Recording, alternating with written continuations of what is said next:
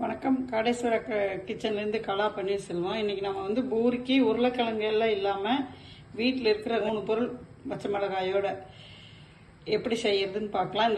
அதுக்கு தேவையான பொருள் என்னென்னு பார்த்துடலாம். அதுக்கு முன்னாடி நம்ம சேனலை சப்ஸ்கிரைப் பண்ணாதவங்க சப்ஸ்கிரைப் பண்ணிக்கங்க. கூடவே பக்கத்தில் இருக்கிற பெல் ஐக்கானையும் கிளிக் பண்ணி வச்சுக்கோங்க. அப்போ தான் நான் போடுற வீடியோ உங்களுக்கு உடனுக்குடனே வரும். வாங்க வீடியோக்குள்ளே போய் அதை எப்படி செய்யறதுன்னு பார்க்கலாம். அதுக்கு வந்து பெரிய வெங்காயம் 2 பெரிய வெங்காயத்தை நான் இப்படி நீளமாக கட் பண்ணி வச்சுருக்கிறேன். பச்சை மிளகாய், கருவேப்பிலை, பொட்டுக்கடலை மாவு. பொட்டுக்கடலையை வந்து அரைச்சி வருங்க. இதை 2 ஸ்பூன், இதில் இந்த ஸ்பூனில் 2 ஸ்பூன் எடுத்துருக்கிறேன். நான் இதுக்கு பதிலாக கடலை மாவு கூட சேர்த்திக்கலாம். இருங்க பார்க்கலாம் எப்படி செய்யுதுன்னு. தட்டி காஞ்சிருச்சு, எண்ணெய் ஊற்றுறேன். கடுகு கொஞ்சம், கடுகு பொரிஞ்சிருச்சு. பச்சை மிளகாய், வெங்காயம் எல்லாம் சேர்த்துக்கலாம். வெங்காயம் வந்து ரொம்ப ப்ரௌனாக வதங்கக்கூடாது. கண்ணாடி பதம் ஒரு 60% வந்து வதங்கினா போதும். இதில் வந்து நீங்கள் வேணால் பட்டை, கிராம்பு அந்த ஸ்மெல் பிடிக்குன்னா பட்டை சோம்பு கூட போட்டுக்கலாம். அதே மாதிரி பச்சை மிளகாய் வேண்டாங்கிறவங்க வரமிளகாய் சேர்த்துக்கலாம். ஆனால் பச்சை மிளகாய் தான் இந்த இதுக்கு நல்லா இருக்குது டேஸ்ட்டு. அதே மாதிரி உப்பும் அப்படி தான் கொஞ்சம் கரெக்டாக கம்மியாகவே போட்டுக்கோங்க. ஏன்னா கொஞ்சம் இது சீக்கிரம் உப்பு ஜாஸ்தியான மாதிரி தெரியும். கொஞ்சமாக மஞ்சத்தூள் வதங்கிடுச்சு. இங்கே இந்த அளவுக்கு வதங்கினா போதும் வெங்காயம்.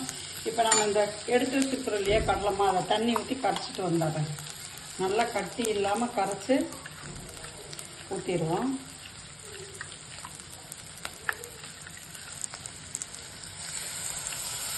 அதே கப்பில் இன்னொரு கப் தண்ணி வந்து கொஞ்சம் நிறைய ஊற்றணும். அப்போ தான் உங்களுக்கு நல்லா வேகும்.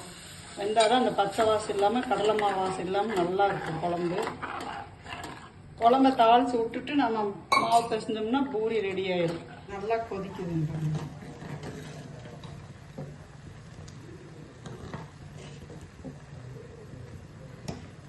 இது குழம்பு கொதி போதும்னு கண்டுபிடிக்கிறது எப்படி, இந்த நுரையெல்லாம் உங்களுக்கு வந்து நின்றும் பாருங்க.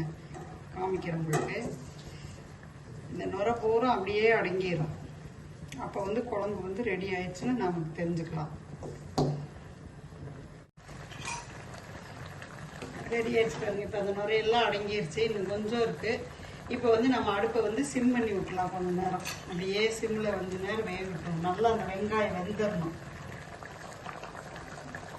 குழம்பு ரெடி ஆயிடுச்சு. அடுப்பு ஆஃப் பண்ணிடலாம். பூரிக்கு எண்ணெய் வச்சுட்டேன். எண்ணெய் நல்லா காஞ்சிடுச்சு. இப்போ பூரி போடுறேன்.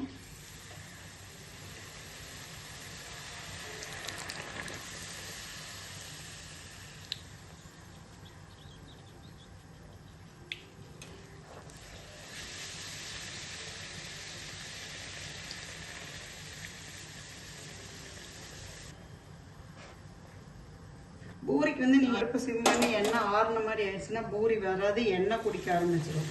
கொஞ்சம் எண்ணெய் நல்லா சூடாகவே இருக்கணும் பூரிக்கு. அப்போ தான் பூரி வந்து நல்லா இப்படி வரும்.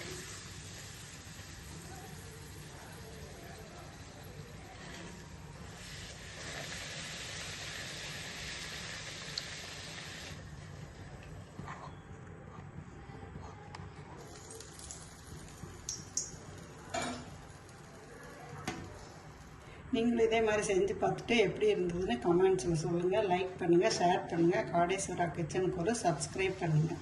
வாங்க எல்லாம் பூரி சாப்பிட்லாம். நன்றி.